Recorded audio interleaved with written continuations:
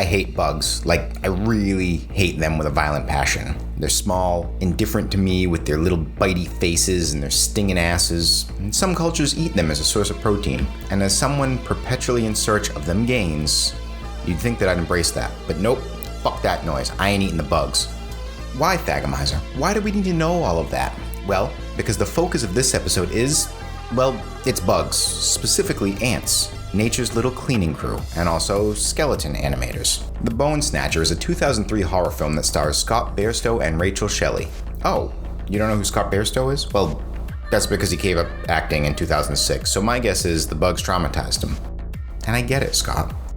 Rachel Shelley is still working, but hasn't been in anything of note. There are also a few others in the film, but all in all, this is a less than star-studded cast. It was directed by Jason Wolfenson? It's a weird name. Who also doesn't really have much to his name. So we're just striking out with this one. Okay, but what about the monster? Is it cool? Is it scary? Are the kills good? Tell me, I must know, I hear you say. So, without further ado, let's look at this Bigfoot-looking, arm-eating, pulsing orange mound, the Esikhulu. Okay, there isn't a crazy amount to go on here. What we do know is that the Esikhulu is a giant ant colony led by their queen. This differs from most ant colonies. While they do serve the queen is more or less a slave, and many ant species will literally just toss the queen if she's not really serving her duties anymore. Esikhulu's queen is a large pulsing orange mound, and the colony will carry her around in search of a new nest. Actual ants do this. To do so, the colony physically collects bones and forms a humanoid figure, likely placing the queen in the chest or a more heavily protected area. The colony itself is also highly acidic, capable of melting a human arm in seconds. And while this is a creature, the ants are still just ants, so they come with all the basic weaknesses. I'm pretty sure fire will cook them up pretty good, and it also has a real big aversion to gasoline.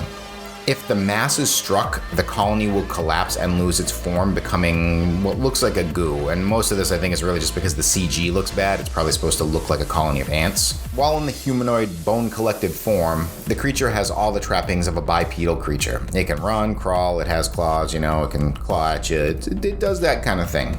There really isn't much to this baddie, so let's just get right into the monster build. The Esikhulu Hive. Tiny beast, unaligned, armor class 10, hit points 15, speed 30 feet, climb 30 feet. Passive perception 10, it has 10 across the board for its stats, except for intellect, it has 17, and it's a challenge rating 1-8.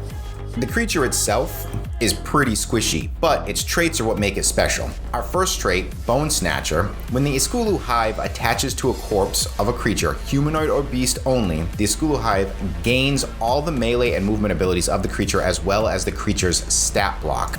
If the creature can swim or fly, the swimming or flight is limited to half the host creature's base speed in that environment. The Esikhulu Hive does not gain the benefit of any magical ability. The remaining colony size dictates the size of the creature the Esikhulu Hive may take over, and it may only control a corpse once. Its second trait, Colony Collapse. If the Esikhulu Hive is reduced to half the HP of the host creature, it loses control and collapses into its base stat form until it finds a new host.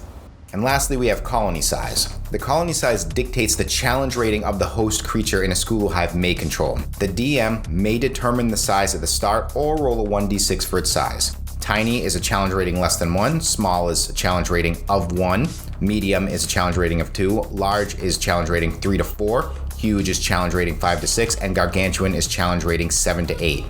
It has an attack called Swarm, which does melee damage but also acid damage, and it may be used while Bone Snatcher is active.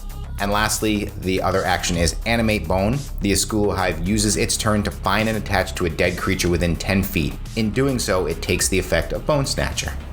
At first, I didn't really know what I was going to do with this, but in all actuality, I think this is a really fun idea. It allows you to introduce maybe some smaller player parties to bigger, more threatening creatures without having the magical abilities or layer actions or any of those things really on the table, so they can feel really like they're badasses fighting like a small dragon or whatnot, and then they get it to half health and suddenly it just collapses into a pile of bones and there's this weak little ant colony and they're like, what the hell's going on? So it breeds this weird mystery. I don't know, seems really fun. While not the greatest film out there, the creature concept is really original and could lead to some really awesome monster designs if the film had the budget for it. The film does feel very dated and early 2000s for sure, but it's worth a watch for any horror enthusiast.